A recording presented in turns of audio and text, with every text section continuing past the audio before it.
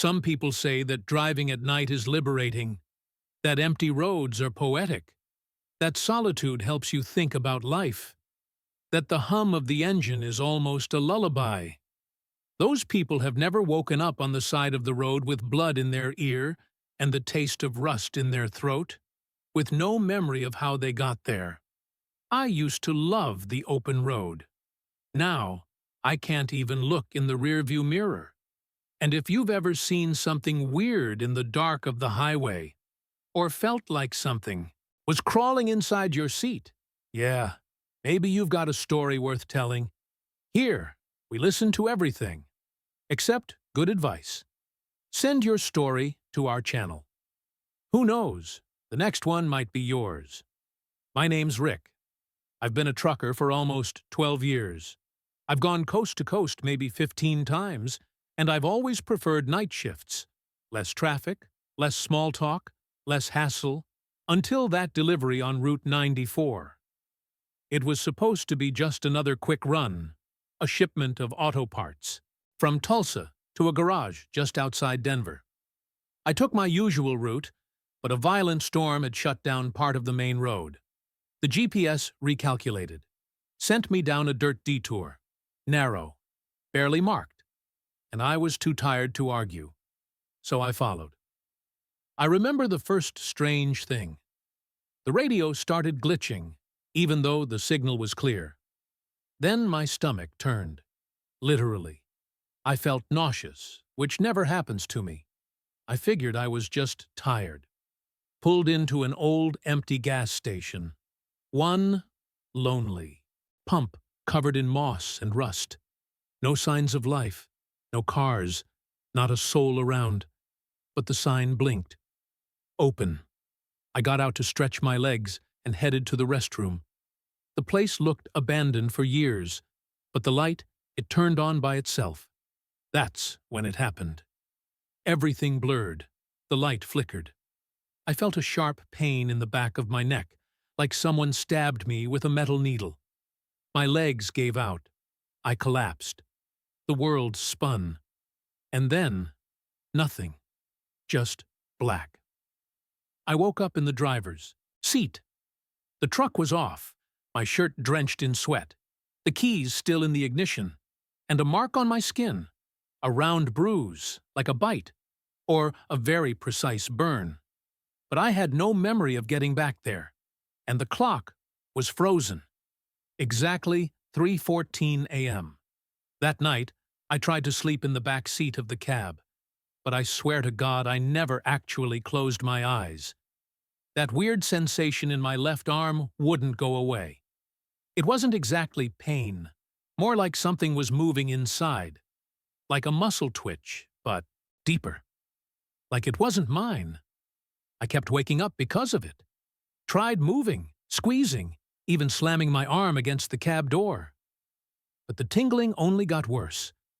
And the worst part, every time I touched it, I swear I heard something. Like sound coming from inside my arm. Something subtle. A faint, wet clicking, like someone chewing slowly. I thought I was losing my mind. Had to be. Too much coffee. Too little sleep. And that damned gas station in the middle of nowhere. I got up before sunrise. The dashboard said 3:12. I remember because I looked twice to be sure. The road was empty. Just darkness, and the wind howling through the side mirrors. I started the truck and hit the road, but the second I was back on the highway, I noticed something else. I was sweating. A lot. My back soaked. My hands slipping on the wheel. And the weirdest part, the inside of the cab windows were fogging up. I pulled over, thinking I had a fever or something worse. But when I rolled up my jacket sleeve, I nearly dropped to the ground. My left arm was swollen. Not just a little, like horribly swollen. Misshapen. Veins bulging under the skin. And I swear something moved inside. That's when I panicked. I killed the engine, stumbled out of the cab. The cold night air hit me like a punch. I started hyperventilating. I thought about calling 911, but what was I gonna say? Hey, something's moving inside my arm? I decided to drive to the nearest town, but the drive just wouldn't end. The more I drove, the worse the throbbing got. Then, numbness. Then, heaviness, like my arm was doubling in weight by the minute. And to top it all off, the internal clicking got louder. I could hear it even with the radio on, like bones being pulled apart or something breaking and shifting. That's when I felt the first stab, right in the middle of my bicep. Like something inside had torn open to make space. I stopped at the first rest area, ran out of the cab, almost tripped, leaned against the bumper, panting, trying to make sense of what the hell was happening to me. I took off my jacket, rolled up my sleeve to the shoulder, and what I saw, it was like dark lines had started crawling up my skin, like roots. They stretched from my wrist up in spirals. But they weren't bruises, not blood vessels either. They were structures, like something was forming underneath the skin, and they were pulsing. I got back in the truck and drove like a maniac. Delivering the cargo didn't matter anymore. I needed help. A IV hospital. Or hell, maybe a priest. But then, halfway there, the dashboard lights started flickering. The radio turned on by itself and blasted this high-pitched static that nearly made me swerve off the road. And then, out of nowhere, my arm jerked by itself. It pulled the wheel hard to the left.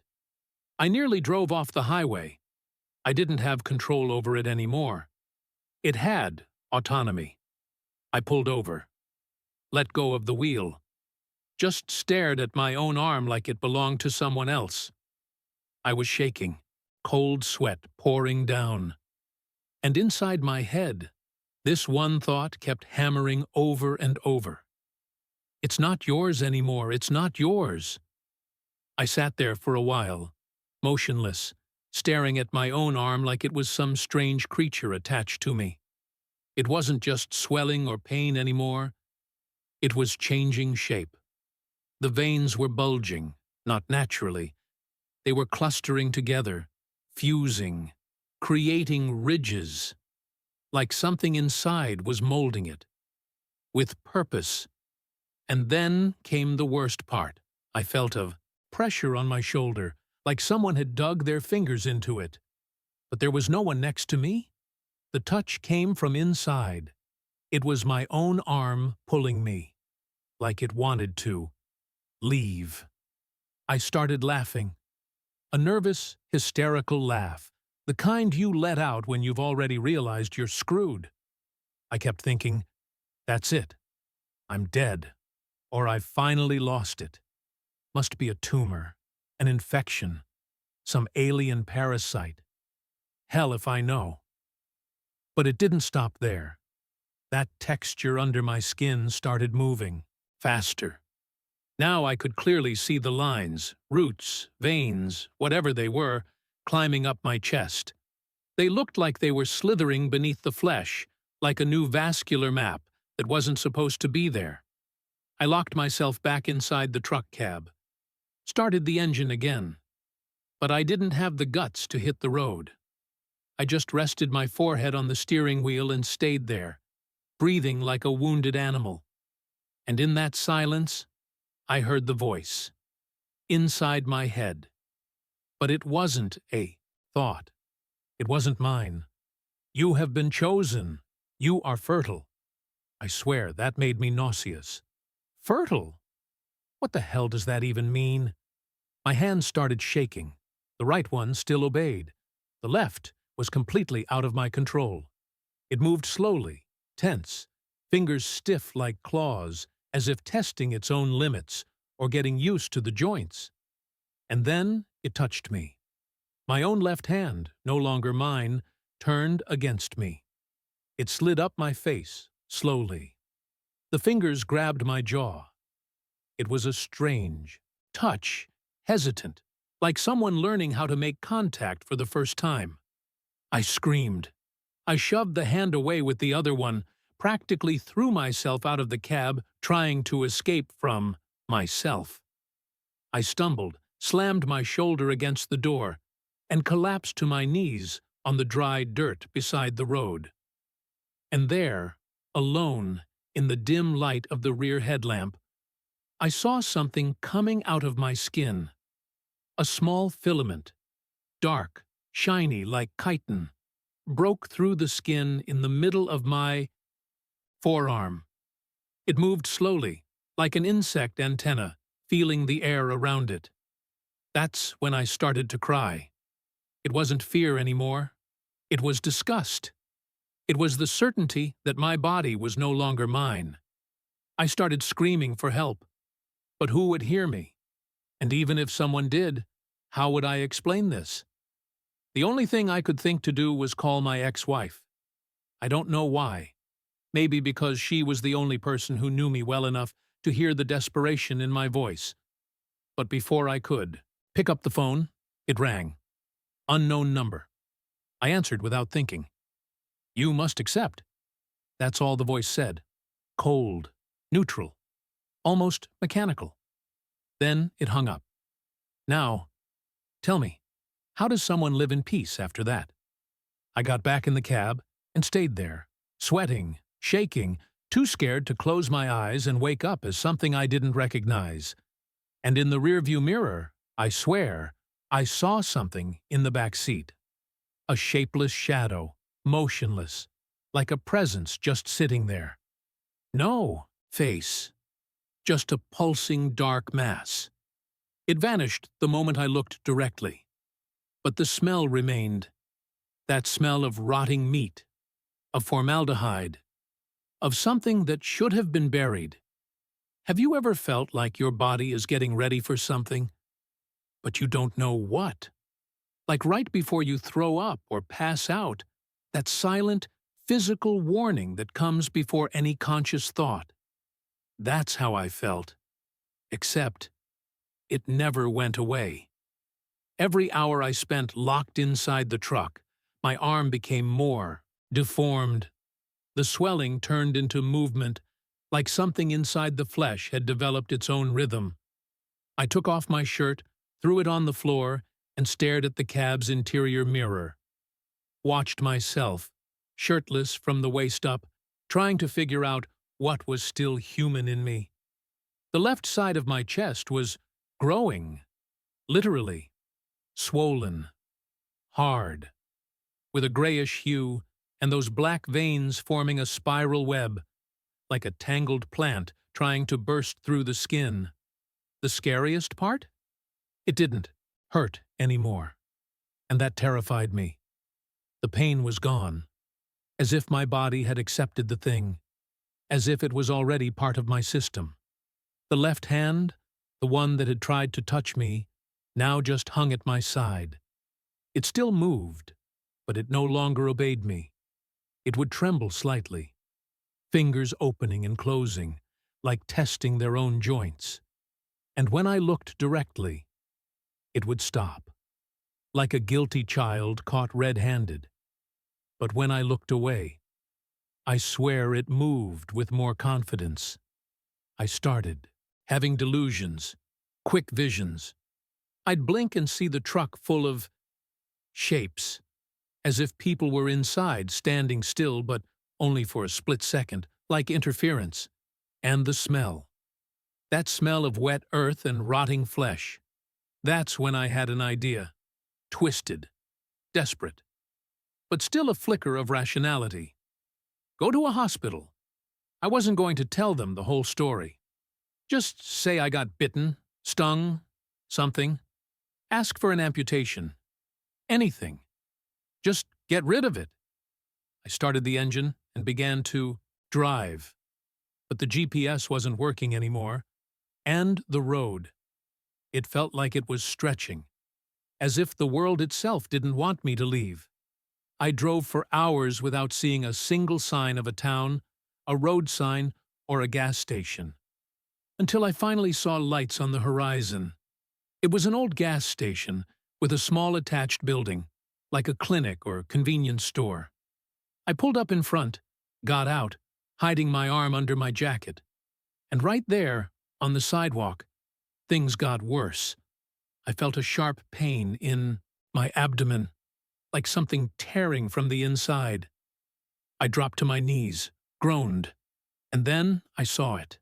My stomach was moving from the inside out, as if something had been implanted there and was now growing.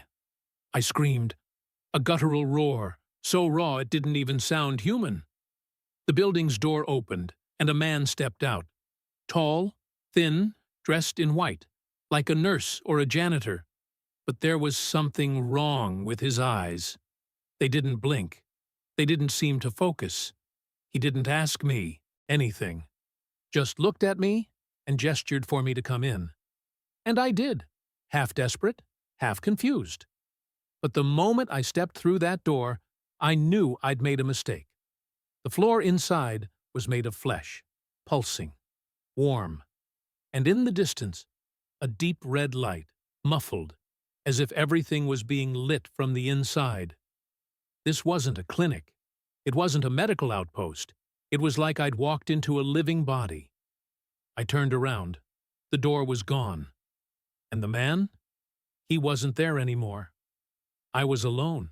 Alone inside something that breathed, that recognized me, that accepted me as part of itself. Then the voice came again. Do not listen with your ears. Feel with your flesh. From that point on, I wasn't me anymore. I don't know how long I stood there inside that organism. That's the only word that fits. The walls pulsed with a slow, living rhythm, like I was in a massive, underground lung. Every step I took echoed through the floor like a heartbeat. The craziest part? I wasn't afraid. I felt accepted, like I'd always belonged, like my body had been made for this. My left arm? It had changed into something I barely recognized. The fingers had stretched, nails grown into thin black claws. The skin, once human, was now slick, like wet leather, covered in a kind of greenish slime. And it moved without my permission, caressing the walls like it was, talking to them. It was like the infected part of me. Missed this place. As I walked, I saw things. Bodies embedded in the walls. Some still had human features. Others, not so much. One of them opened its eyes when I passed. It blinked slowly, like it was drugged. Its mouth moved, but no sound came out. Help! That's what I read. I wanted to scream, but the sound died in my throat, because my body wouldn't allow it anymore. The flesh that made me now chose silence. My mind was still mine, or at least I wanted to believe it was, but my body had other plans. My foot turned on its own, down a side corridor. I tried to resist, to go another way, but it was like pushing against a wall. The flesh guided me, and now it wasn't just the arm. I felt my spine throbbing, like something was moving inside the bone. And then I saw it. A mirror. I don't know why there would be a mirror there, but there was. The reflection wasn't me. Or it was, but a version from before.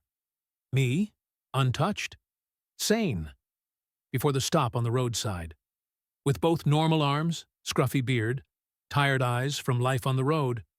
But he looked back at me, with pity, like he knew I'd never be that person again.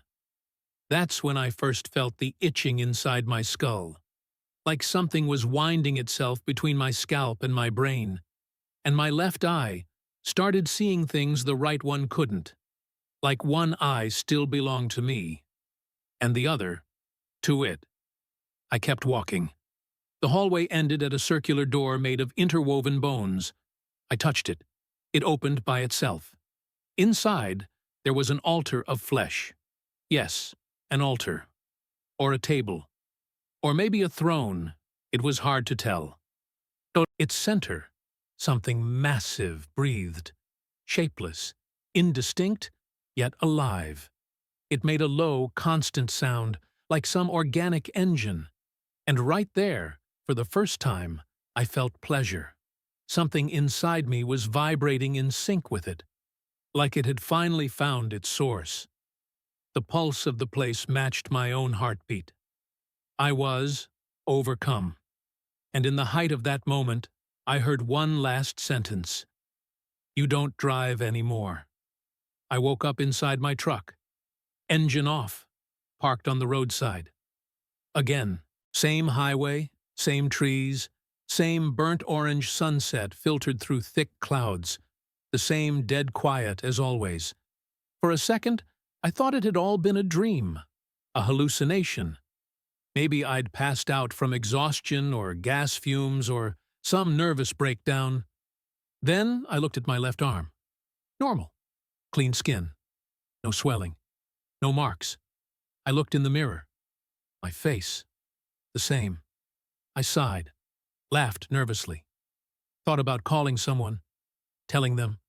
Letting it out.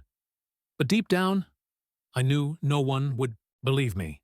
And then something hit the floor of the cab. A tooth. My tooth. Bleeding. That's when I noticed. My eyes were different. The left one was black. Pitch black. No reflection. And it pulsed, like a living organ. I grabbed my phone. No signal. But there was a photo in the gallery. I didn't remember taking it. It was a selfie of me, sleeping. But that wasn't the scary part. The scary part was the left hand, holding a finger to my lips, making a shh gesture, as if to say, "Don't tell." I kept driving. Days went by, or hours. I don't know. Time became fluid. Sometimes it got bright, sometimes dark, but the places stayed the same. Nameless gas stations, soulless rest stops, people who never looked you in the eye. I started forgetting who I was before.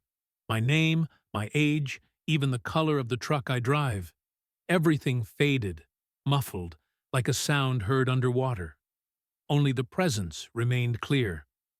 The thing inside me, it was growing, quietly, adapting. It didn't try to take over. All at once, it claimed territory, from the inside. My stomach no longer accepted regular food, only meat, raw, and fresh. My nails started growing that way again, and sometimes, when I stop to sleep in the back seat, I hear noises coming from the cargo hold, even when the truck's empty, like something is living back there. Or worse, like I'm the one being transported, by myself. And today, for the first time, the left hand started writing on its own. It wrote on the windshield with the tip of its finger, fogged by the heat of my breath. Soon, he will be all ours. And I don't have the strength to argue anymore. You know what's the craziest part? It wasn't the transformation, not the teeth that fell out, not the voice that now speaks in my head, like it's riding in the passenger seat. The most insane thing is how. It all makes sense now. I spent my whole life driving down empty roads, feeling like I wasn't going anywhere. Like every trip was just an excuse to run. From home, from life, from myself. The cab of the truck was always my cave, a place where no one saw me, where I didn't owe anyone anything, just the asphalt, the engine, and me. And now, well, now there's something else with me. I don't know if I'm still in charge. Sometimes I think I am. That I'm still at the wheel. But then the left hand starts itching again. The fingers twitch like insects. And I realize it's just a lie. A comforting illusion the brain built so I wouldn't lose my mind. But there's no running anymore. Last night, I stopped at a 24-hour station. The attendant came to the window, and before even speaking, he froze. He turned pale and took a step back. He asked if I was okay. I said, "Yeah, just tired." But the voice that came out wasn't mine. It was deeper, hoarse, almost liquid. He stared at me for 2 seconds, then said, "You shouldn't be driving," and went back to his booth, locking the door behind him. I looked in the rear view.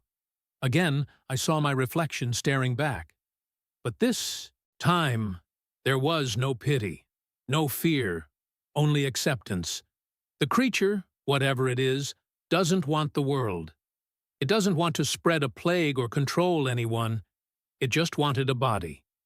A lonely trucker no one would notice if he vanished. Someone already half broken inside, easy to reshape, perfect to carry something, from nowhere to nowhere. And now, that's what I am, a vessel. Sometimes, when I pass other rigs on the highway, I look at the other drivers, and I swear I see the same thing on their faces. A faint tremor in the skin, a wrong reflection in the mirror, a hand that doesn't move quite right. Maybe I'm not the only one. Maybe the highway is the perfect place to carry the unnameable. Today I left the cab and walked to the back of the truck, alone, something I never do. And inside, there was no cargo, just a mirror, just like the first time. I looked at myself again, and this time, there was no one. Not the human I used to be, not the thing that lives in me, just a void. And, in that moment, I understood. The delivery was made, and I was the change. If you've ever been through something like this, a creature in the hallway, a radio that turns on by itself, or a relative who came back different from a trip, don't keep it to yourself. Send it to us. Your nightmare could be the next one to become a script here. Just send us your account. We promise not to judge. Unless it involves a pact for free Wi-Fi. And hey, if this story gave you goosebumps, click like, subscribe to the channel, and turn on the bell. There's much more coming. Because sometimes the truth hides in the stories that no one wants to believe.